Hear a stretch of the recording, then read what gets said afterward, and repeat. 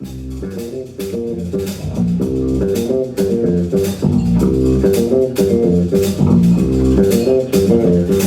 hammered the octagonal edge of the Scotch glass down onto Joe's splayed hand. The snap of his metacarpal bones cracked in my ears. Joe screamed and looked into my hard eyes. Pained horror stared back at him in the reflective surface of my sunglasses as I brought down the half-full bottle of Scotch just above his right eye. His flesh split with the hollow clunk of glass connecting with his skull. The stunning blow to Joe's head sent him reeling toward the floor. I swung around in my chair and brought my left foot down onto Joe's back, crushing him to the ground, knocking the wind from his lungs. The natural spring produced by his ribs catapulted me towards his baffled cronies. The three men stood dumbfounded as I hurtled through the air, still wielding the Scotch bottle, trailing the remnants of the half-empty vessel across the sticky bar floor.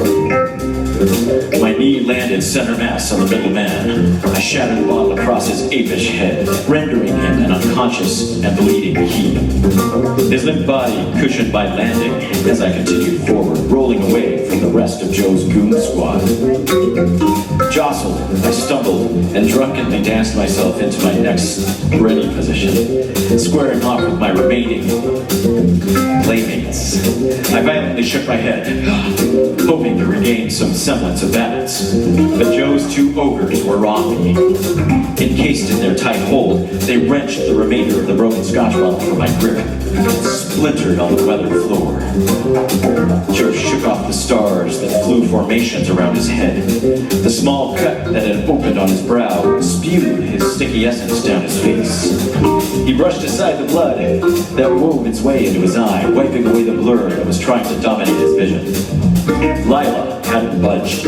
She was frozen, an unwilling spectator, maybe, mouth wide, holding her breath as the violent scene unfolded. The two goons wrestled me back to where Joe beckoned. "Broke my hand, fucker!" He spat the words in an exaggerated syncopation, his face twisted in astonishment at my gall. His rage was kindled by the pulsing pain he must have felt from my initial assault. He wound back and braced his good hand on my shoulder. He kicked his right knee up, crushing the muscles and contents of my stomach, disturbing my evening's alcohol consumption. I fought the vomit-inducing spasms, searching for an opening, hoping for an opportunity to get free and finish this my way. "Hold him!" Joe barked. The mouth breather on my right adjusted his grip, slackening the vice-like hold momentarily. That was all I needed. I yanked downward, freeing my arm. The goon grabbed an empty air, tumbling forward. My downward momentum pulled the other captor in, forcing the two thugs into a collision course. I scrambled away from the toppling chaos and was free. Joe pushed forward, grabbing for me, but became entangled in the mass of bubbling muscle as I scurried away. The three stooges untangled, ready to resume their violent dance. They stood, snarling through their frothing mouths. Their glares tore at me, the cocky asshole who had thrown their evening for an unexpected loop. Nausea and adrenaline rushed through my body in waves. I slowed my breathing, rebuilding my focus and reassessing my strategy. Even with one down, the odds were still in my favor.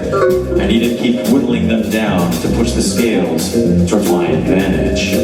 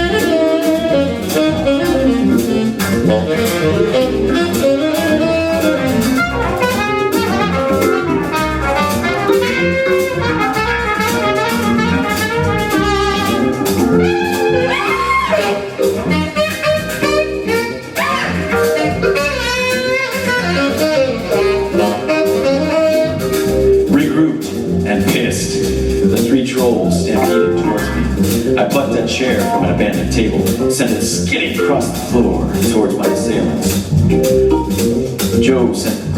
Joe and one goon managed a clumsy leap, avoiding the slatted projectile. The third aggressor, he was not so lucky. The chair caught his shin, throwing his balance.